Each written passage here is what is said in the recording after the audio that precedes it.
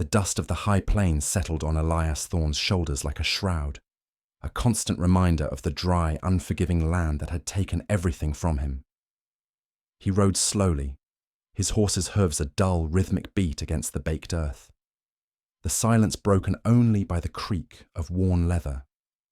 It had been 5 years since his brother, Samuel, had been buried on the hill overlooking this very trail, and the quiet Elias had sought since then had become a prison of its own. He was a man hollowed out by grief, his heart a barren landscape mirroring the territory around him. He was heading back to his solitary ranch when he saw it, a black scar against the setting sun. Smoke, thick and acrid, curled into the sky from the gash in the valley where the iron tracks were supposed to run. A train.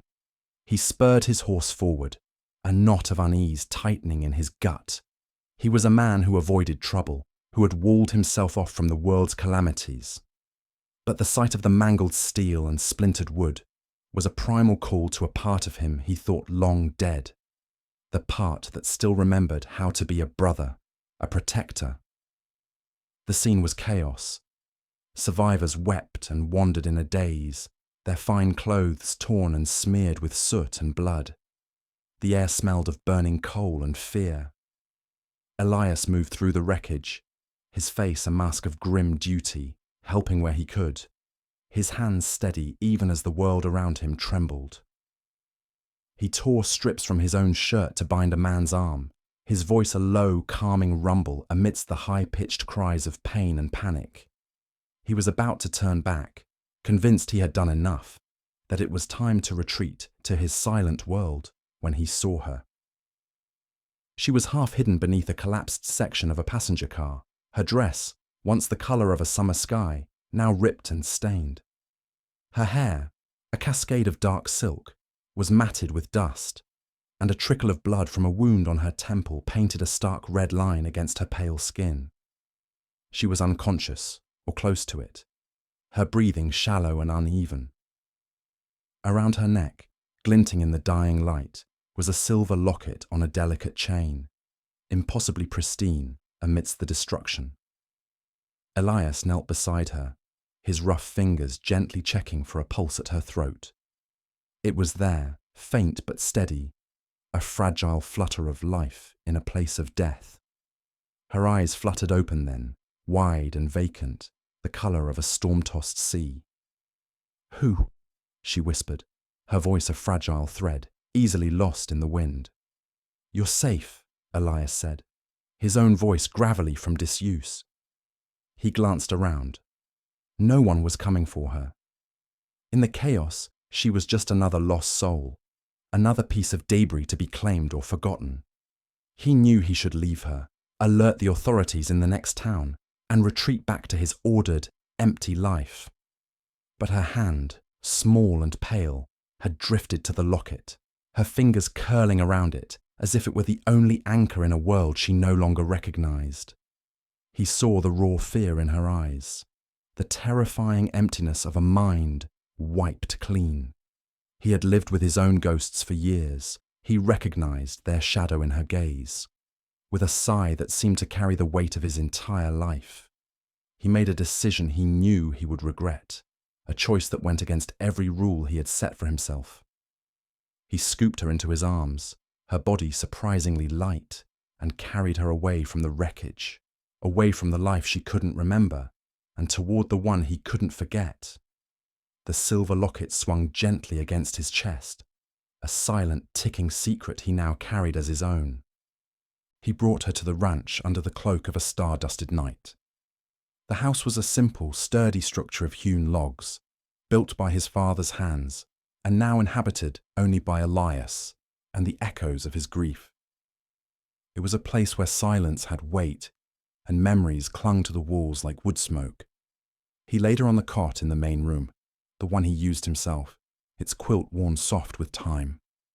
He took the rough blanket by the hearth for himself, a familiar penance.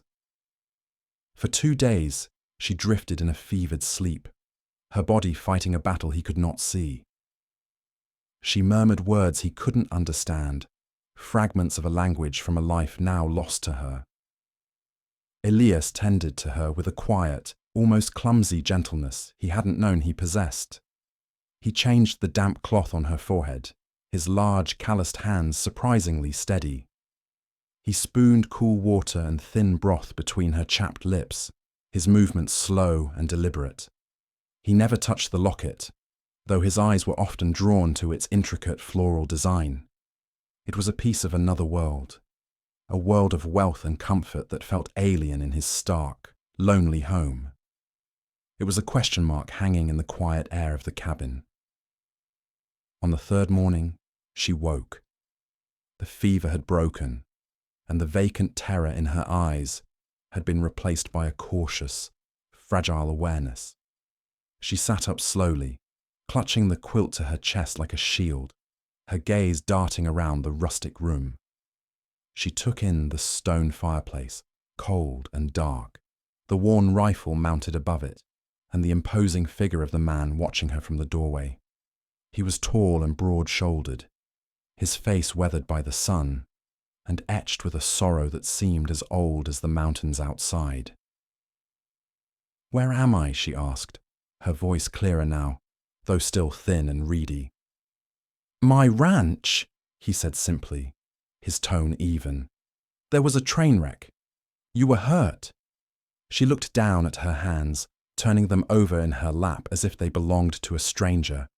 They were soft, unblemished, the hands of someone who had never known a day of hard labor. I don't remember." The words hung in the air between them, heavy and absolute. The finality of them struck a strange chord in Elias.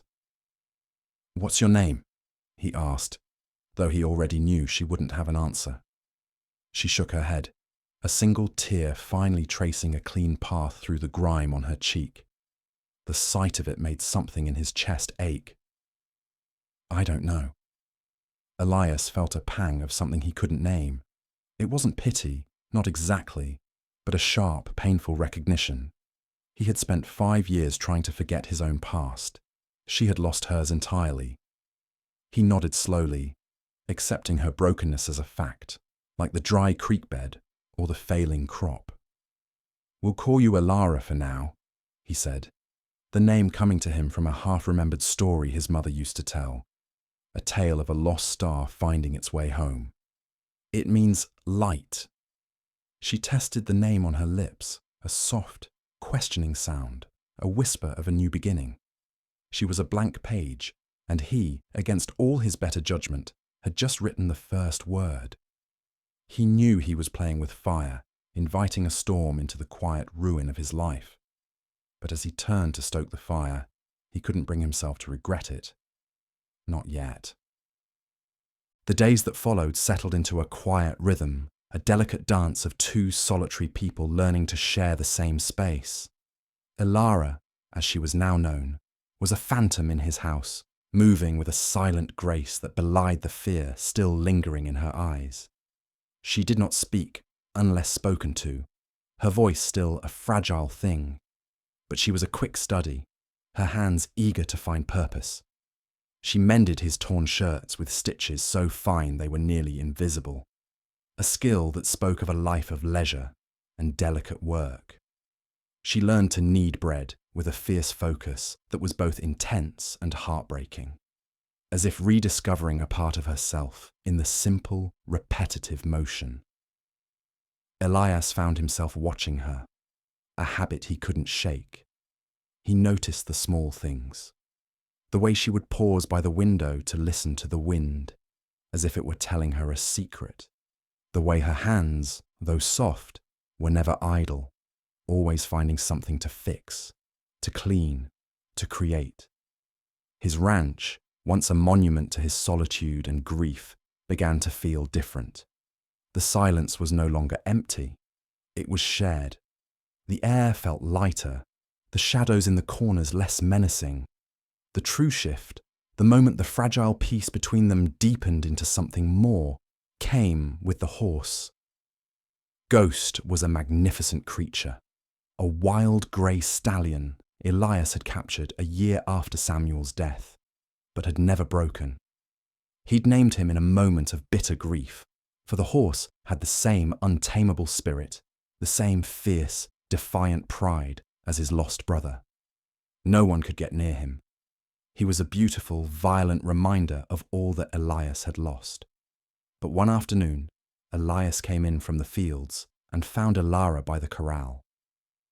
She wasn't speaking, wasn't making a sound, just standing near the fence, her hands resting on the top rail.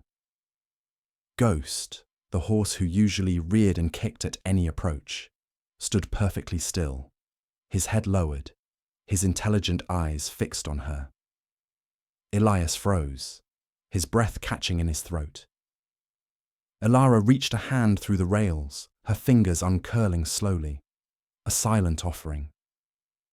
The stallion took a hesitant step forward, then another, until his powerful muzzle was inches from her palm.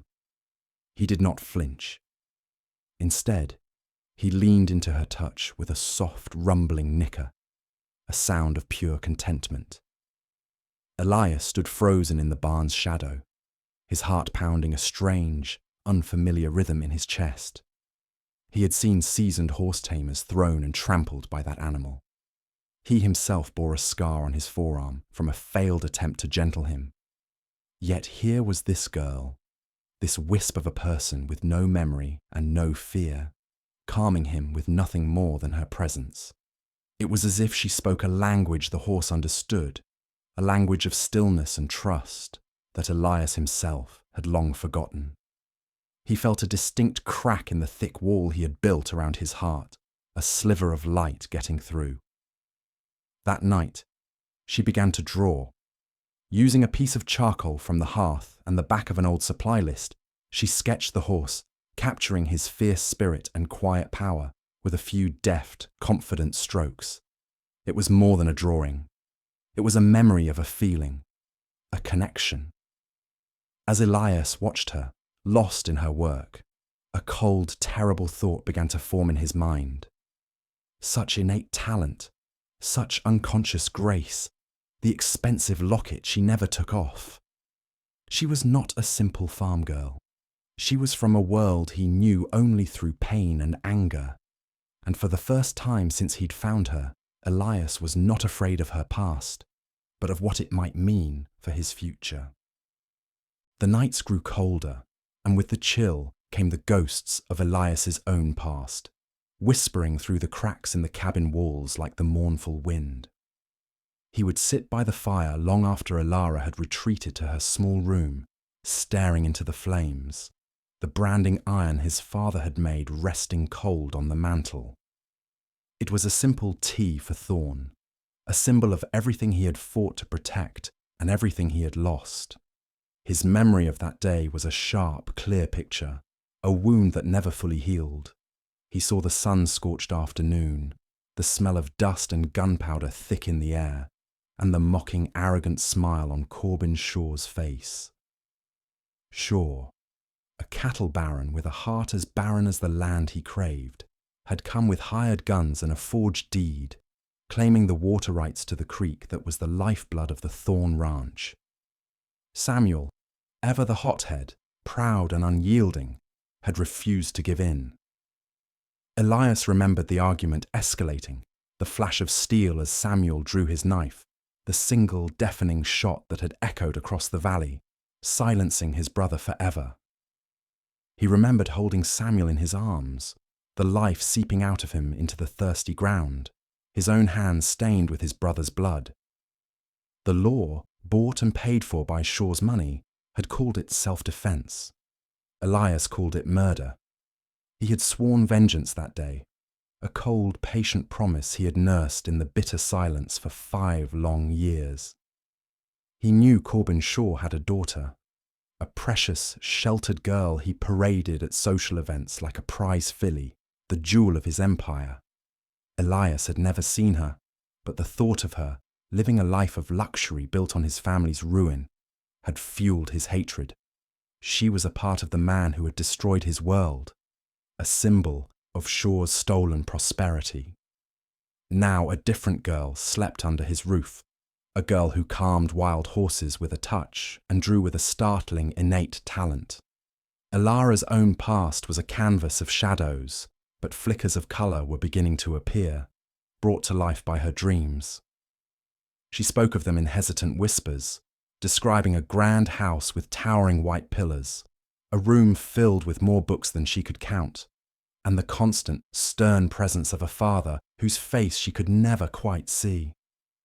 She drew these fragments on any scrap of paper she could find: a sprawling mansion overlooking a valley, a detailed rose garden with a wrought iron bench, a man's heavy signet ring with a distinctive crest, a snarling wolf's head, intricately carved. Elias's blood ran cold when he saw the drawing of the ring. He had seen that crest before, burned into the flank of every head of cattle that grazed on his stolen land. It was Corbin Shaw's mark. The realization hit him like a physical blow, knocking the air from his lungs. This girl, this gentle, lost soul he had taken in, the one who was slowly, painstakingly breathing life back into his empty existence, was the daughter of his sworn enemy. He felt a wave of revulsion, a bitter taste in his mouth, followed by a surge of dark, triumphant irony. Fate had delivered his revenge right to his doorstep. He could return her to shore, expose her vulnerability, her broken mind, and watch the arrogant man crumble. It was everything he had ever wanted. But as he looked at her, asleep by the fire, her face peaceful in the flickering light, her hands still clutching the charcoal pencil, he felt a profound and terrifying conflict. The girl in his house was not a symbol of his enemy, she was just Elara, and protecting her, he was horrified to admit, was becoming more important than avenging his brother. The knowledge was a betrayal of his grief, a betrayal of Samuel, and yet it was a truth he could not deny. He was trapped between the ghost of his past and the promise of a future he had never dared to imagine for himself. The silver locket became a silent testament to the turmoil in Elias's heart. It lay on the small wooden table beside Elara's bed, a constant, gleaming reminder of the truth he was hiding. It was a physical piece of her past, a key that could unlock everything, and he knew he should encourage her to use it, to find the truth and face it. But a part of him, a selfish, desperate part he was ashamed to acknowledge, wanted that locket to remain closed forever. He wanted her to remain just Elara, the girl who had stumbled into his life and filled its desolate corners with quiet light. Not Elara Shaw, the daughter of the man who had shattered his world. He watched as she held it sometimes, her thumb tracing the engraved flowers, her brow furrowed in a mixture of fear and longing. The locket was both a comfort and a torment to her. "It feels warm," she told him once, her voice barely a whisper as she sat by the fire, the locket nestled in her palm. "Like it holds a memory my mind can't find, like a person I loved is inside." The innocence of her words was a fresh twist of the knife in Elias's conscience. The tension between them grew, a taut wire of unspoken questions and his own suffocating guilt. Elias became more withdrawn, the weight of his secret making him gruff and distant. He was torn between his vow of vengeance and the powerful, protective instinct Elara had awakened in him. He saw the hurt and confusion in her eyes as he pulled away, and it felt like a betrayal of the fragile trust they had built. One afternoon, while she was tending to the small herb garden she had started near the porch, a splash of stubborn green in the dusty yard, he saw her struggle with the locket's clasp. Her frustration was palpable, her small sighs of irritation carrying on the breeze. He walked over, his shadow falling over her. "Let me see," he said, his voice rougher than he intended, a poor mask for the turmoil inside him. She looked up, startled, then handed it to him without a word, her fingers brushing his. The brief, accidental contact sent a jolt through him, a current of warmth that was both welcome and terrifying. He took the locket, his calloused fingers fumbling with the tiny, intricate mechanism. He had a mind for mechanics, for fixing what was broken. With a gentle, practiced pressure and a slight twist, he felt a faint click. The clasp was no longer stuck. He looked at the locket in his hand, now ready to reveal its secret, and his heart hammered against his ribs. This was it, the moment of truth. He could open it himself, confirm his darkest suspicions, and decide her fate right here, right now. He could be the arbiter of his own revenge. But when he looked up, he saw her face, pale and anxious, her sea storm eyes wide with a terrifying vulnerability. He saw the absolute trust she had placed in him, a trust she had given to no one else in this new, bewildering life. In that instant, his path became clear, a painful but undeniable choice. He could not be the one to break her world again. He closed his hand around the locket and held it out to her, his own hand surprisingly steady. "It's open," he said softly. "It's your past, Elara. You should be the one to face it." She stared at the locket in his palm, then up at him, her gaze searching his, trying to understand the storm she saw in his eyes. He saw the battle within her, the fear of knowing warring with the hope of belonging. He had given her the choice, and now he had to live with the consequences, whatever they might be. She reached out, her hand trembling, but she didn't take the locket. Instead, her fingers closed over his, pressing the silver shape back into his skin. "No," she whispered, her voice cracking with an emotion he couldn't decipher. "Not yet. My past can wait. I want to stay here."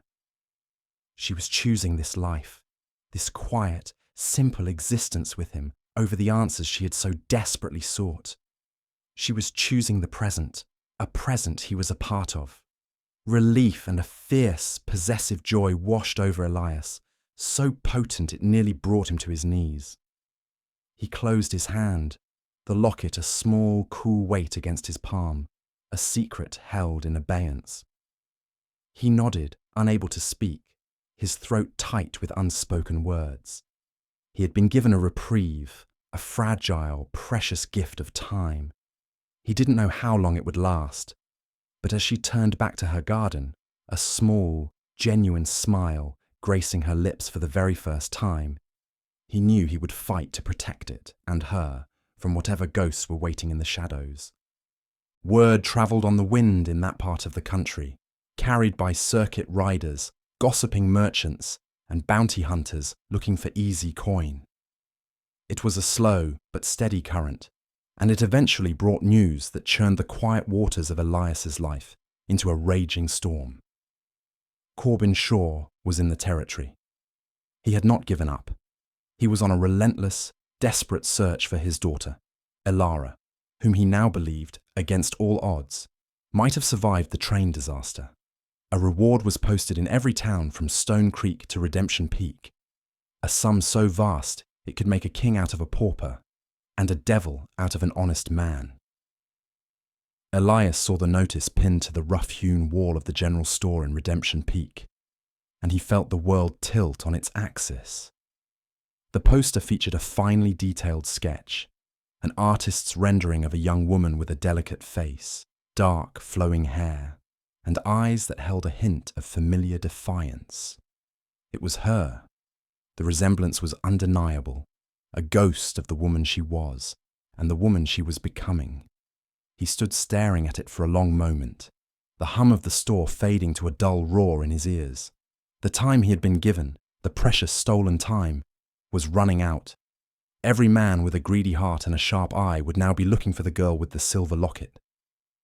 He rode back to the ranch, the image of the poster, a phantom presence in his mind. The secret he carried felt like a lead weight in his soul, pulling him down. How could he tell her? How could he watch the fragile peace she had found, the light that had returned to her eyes, be shattered by the truth of her lineage? He was a man who valued honesty.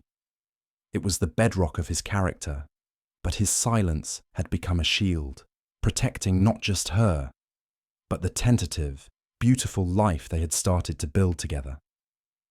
The town, which had mostly left Elias to his solitary existence, began to stir with renewed interest.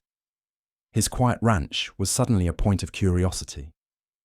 The sheriff, a man named Brody, whose loyalties were as flexible as Shaw's wallet, rode out one afternoon. He was a portly man who sweated even in the cool air. He eyed Alara, who was feeding the chickens, with a shrewd, calculating gaze. "Heard you took in a stray from that wreck, Thorne," Sheriff Brody said, his voice slick with insinuation as he leaned against a fence post. "Just being a good neighbour," Elias replied, his hand resting casually on the axe handle beside him, his knuckles white. "A real charitable act," Brody continued, a smirk playing on his lips. "Especially now. Shaw's offering a fortune for his girl. A real fortune." His eyes flicked to Alara again. "She looks a bit like the sketch, don't she?" "Lots of girls have dark hair," Elias said, his voice flat and cold as a winter stone. "This one has no memory, doesn't even know her own name." Brody grunted, but the suspicion in his eyes lingered, hungry and sharp. "Well, if she happens to remember her name is Alara Shaw, you know where to find me. A fortune like that could solve a lot of problems for a man with a struggling ranch and bad memories." The sheriff's words were a thinly veiled threat, a promise of trouble to come. Elias knew his time was short. That night, the air in the cabin was thick with unspoken tension, so heavy Alara could feel it in her bones. She could feel his turmoil, the darkness that had returned to his eyes. "What's wrong, Elias?" she asked, her voice soft as she placed a cup of hot tea on the table beside him. "You're 1,000 miles away." He couldn't bring himself to say the words. He couldn't be the one to link her to the man he despised above all others. He couldn't be the one to hand her back to her gilded cage. Instead, he walked over to the small chest where he kept his few valuable possessions. He pulled out the locket, its silver surface gleaming in the firelight. He pressed it into her hand. "You need to know," he said, his voice strained. "Whatever is in there, we'll face it. Together." His promise, the simple, powerful word "together," gave her a courage she didn't know she possessed. With trembling fingers, she finally worked the clasp he had mended. She opened the locket. Inside the locket were 2 miniature portraits, painted with an exquisite, heartbreaking detail. On one side was a woman with kind eyes and a gentle, sad smile. A face Alara felt she should know, a phantom of warmth and love that resonated deep in her soul. On the other side was a man. He was handsome, with dark, swept-back hair, a strong jaw, and cold, unyielding eyes that seemed to stare right through her. It was the face from her drawings, the face of the snarling wolf crest. As she stared at it, a torrent of memories, sharp and painful as shards of glass, rushed back, cutting through the fog of her amnesia. The grand house was not a home, but a cage of polished wood and silent judgment. The books were not for learning, but for show, their pages untouched. And the man, her father, Corbin Shaw, had ruled her life with an iron will, his love conditional and his approval a prize she could never win. She remembered his explosive anger, his chilling ambition, and the crushing, suffocating loneliness of her gilded life. She remembered boarding the train, not to run away, but as a small act of quiet rebellion, a journey to visit an old governess, a desperate attempt to find a moment of freedom she had never known. Her name was Alara Shaw. The truth settled over her not with relief, but with a profound and sickening sense of dread. She was the daughter of a monster. She looked up at Elias, her eyes filled with a new, deeper pain, the pain of knowing. "My father," she began, her voice breaking. "I know," Elias said quietly, his own heart aching at the look on her face. He finally told her everything.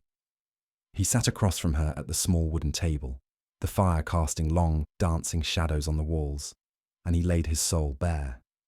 He spoke of Samuel, of his fierce loyalty and quick temper. He spoke of the stolen land, the rigged justice, and the 5 years of cold, simmering hatred he had harboured for the man in the locket.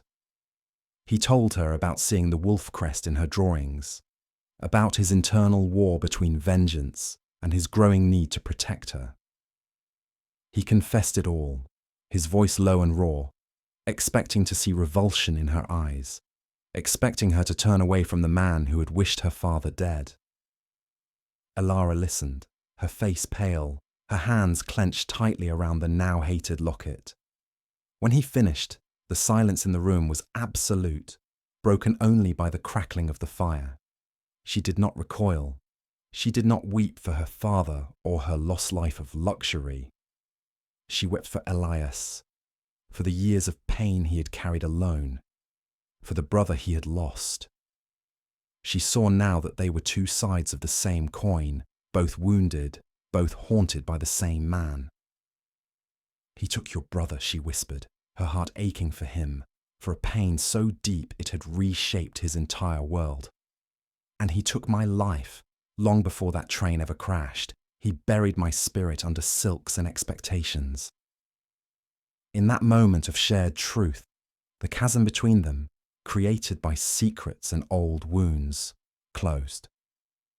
She saw him not as an enemy of her blood, but as the only person who had ever truly seen her, the real her, not the heiress. She reached across the small space between them and took his rough, calloused hand in hers. "I am not his, Elias," she said, her voice fierce and clear as a bell. "I am not my father's daughter in spirit. My home is here, with you." Elias looked down at their joined hands, his fingers intertwined with hers. The hatred that had been his constant companion for so many years began to feel distant, a ghost of an emotion that no longer had a hold on him. He had found something more powerful than vengeance. He had found her. He leaned forward, drawn by a force he could no longer resist, and gently kissed her. It was a kiss of shared sorrow, of forgiveness, and of a fragile, beautiful new beginning. The past was no longer a weapon between them. It was the broken ground from which something new and vital was beginning to grow. Just as the first light of dawn touched the horizon, painting the sky in pale shades of rose and grey, they heard the sound of approaching horses. It was not the slow, ambling pace of a neighbour, but the determined rhythmic thud of a group of riders moving with purpose. Elias went to the window, his body tensing. They had come.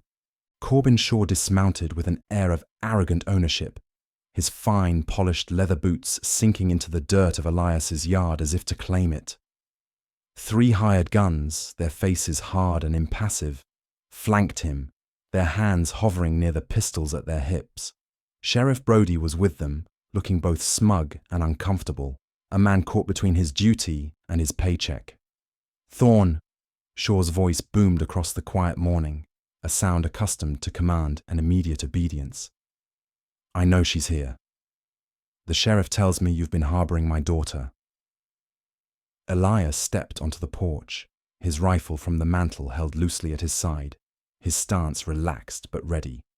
He was a mountain of a man, solid and unmovable, positioning himself squarely in front of the cabin door. "The girl I took in has no memory," he said, his voice even and steady, betraying none of the turmoil within. "She doesn't know you." Shaw let out a short, humorless laugh, a bark of contempt. "She will. Her name is Elara, and she is my blood.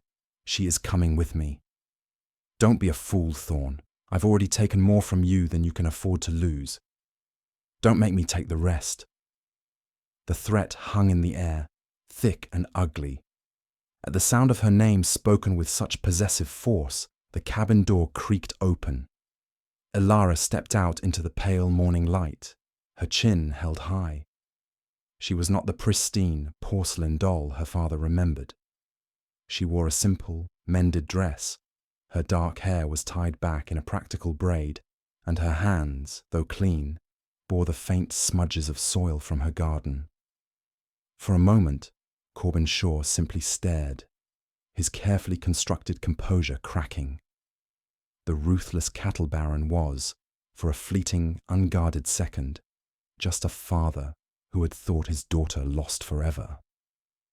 "Elara," he breathed, taking an instinctive step forward, his hand outstretched. Her memory, already unlocked by the locket, solidified at the sound of his voice, the sight of his commanding presence. She saw him not as a phantom from a dream, but as the architect of her loneliness, the warden of her gilded cage. "Father," she said, her voice cool and formal, devoid of the warmth he expected. "You're alive," he said, relief warring with a surge of anger in his eyes. He scanned her simple attire, the rustic cabin, and the stoic man beside her. "This peasant has been keeping you here. Pack your things. We're leaving this squalor at once."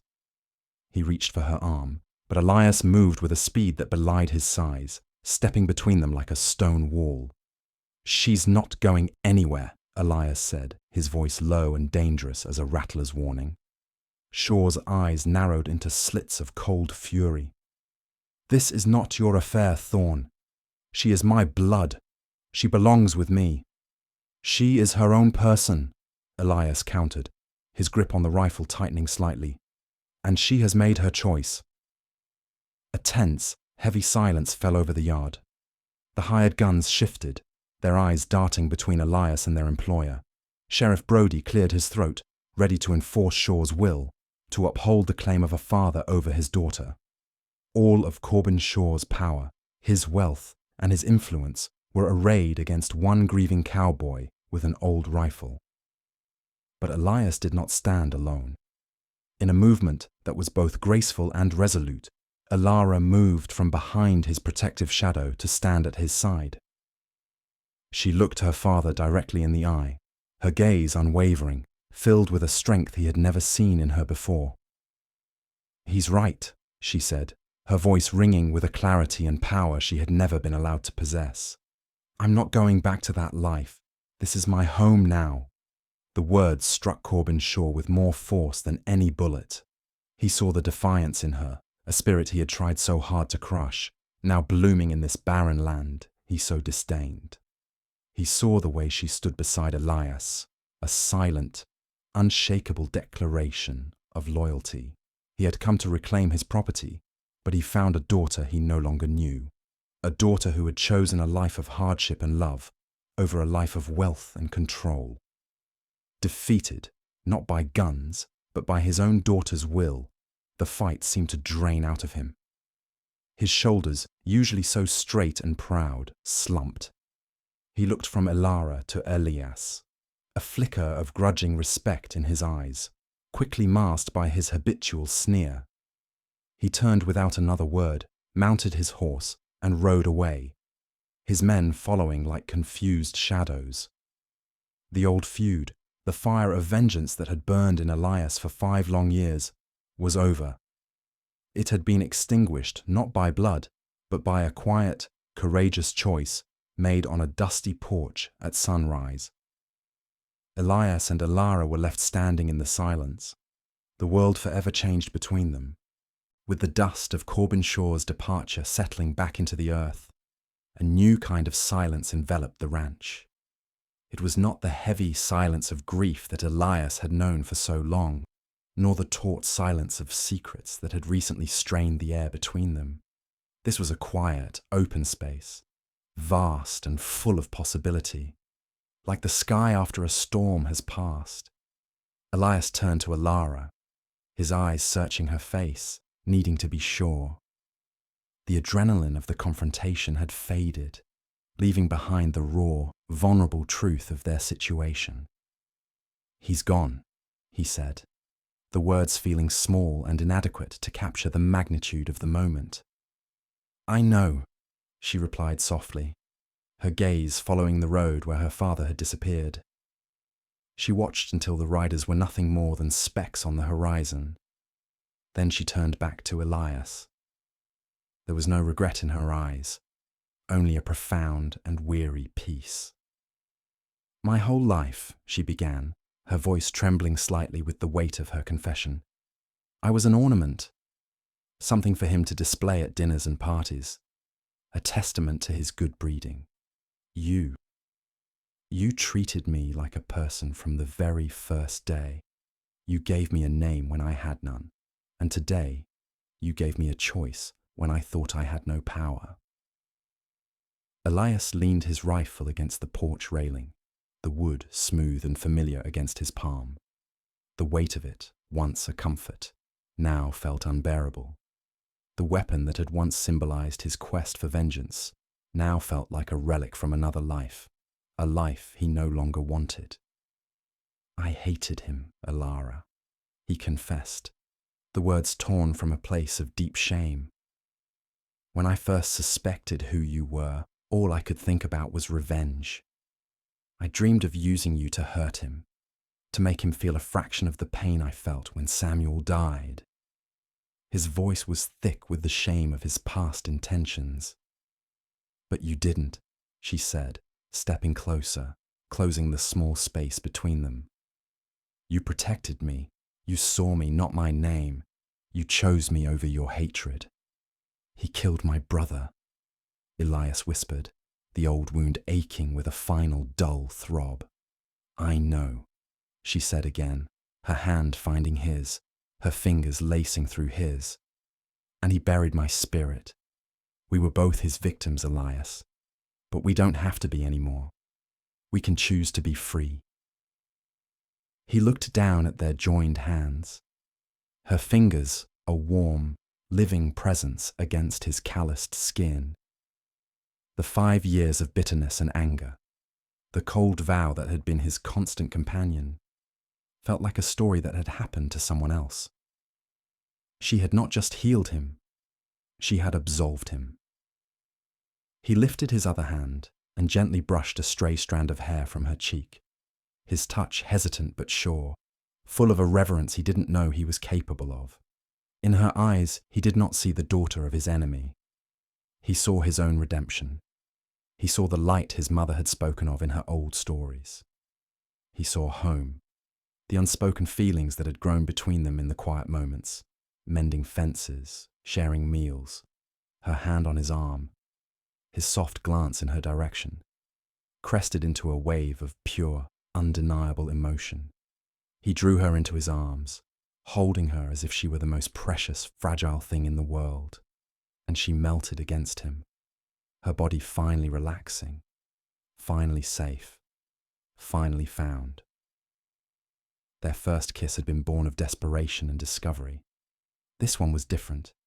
It was a seal on a new covenant, a promise of a future they would build together, not on the ashes of the past, but on the solid, fertile ground of forgiveness and love. The sun climbed higher, bathing the small ranch in a warm, golden light, and for the first time in a very long time, Elias Thorne felt its warmth reach all the way to his soul. 1 year later, the ranch on the high plains was no longer a place of solitude, but of quiet, bustling life. The fences were mended and stood straight and true. The barn had a new coat of red paint that gleamed in the afternoon sun, and a riot of wildflowers, planted by Alara in the very spot where she'd once refused to open the locket, bloomed in a chaotic, beautiful splash of colour along the path to the front door. The wind still whispered through the tall grass, a constant soothing song. But now it often carried the sound of laughter, a sound that had been absent from that land for far too long. Elias was a changed man. The deep lines of grief around his eyes had softened, replaced by a quiet contentment that radiated from him like warmth from a hearth. He still spoke little, but his silences were now comfortable, filled with the easy companionship of a shared life and a shared heart. He moved with a lighter step, the heavy burden of his past finally lifted, the ghosts of his grief finally at rest.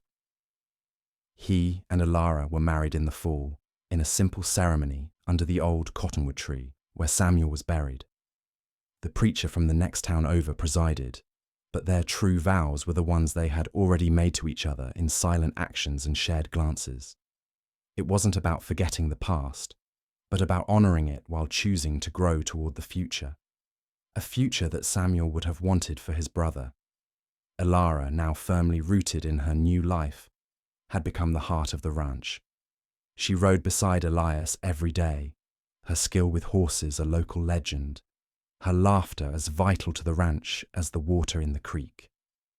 The silver locket sat on the mantelpiece, its clasp closed, nestled between a piece of her charcoal art and a smooth stone from the creek. It was a part of her story, a reminder of the journey that had brought her here, but it no longer held any power over her. Her identity was not in her bloodline, but in the life she had built with her own two hands, in the love she gave and received so freely. This spring, another life was set to join them. Elara's belly was round with the promise of their child, a new branch on a family tree they were planting themselves, its roots deep in the hard-won soil of their love. One evening, as dusk painted the sky in shades of amber and rose, they stood on the porch, watching the sunset. Elias's arm was wrapped securely around her shoulders, and her head rested against his chest. Ghost, the once wild stallion, grazed peacefully in the nearby pasture, a living, breathing testament to the transformative power of patience and trust. "Do you ever think about him?"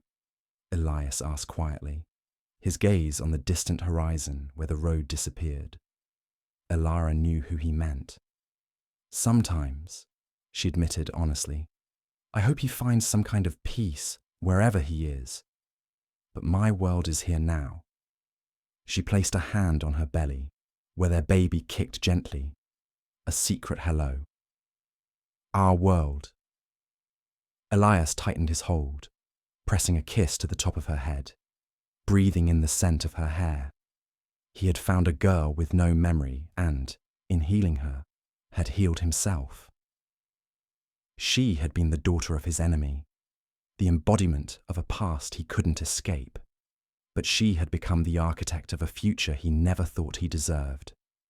Together, they had proven that the deepest wounds can be mended, that vengeance is a shallow grave, and that love, in its purest form, is a light strong enough to grow in even the most broken ground. The story of the grieving cowboy and the girl with no memory became a quiet legend in the territory, a tale whispered around campfires, a testament to the idea that sometimes the family you choose is the one that truly sets you free. And on their small patch of earth, under the vast open sky, they had found everything they would ever need.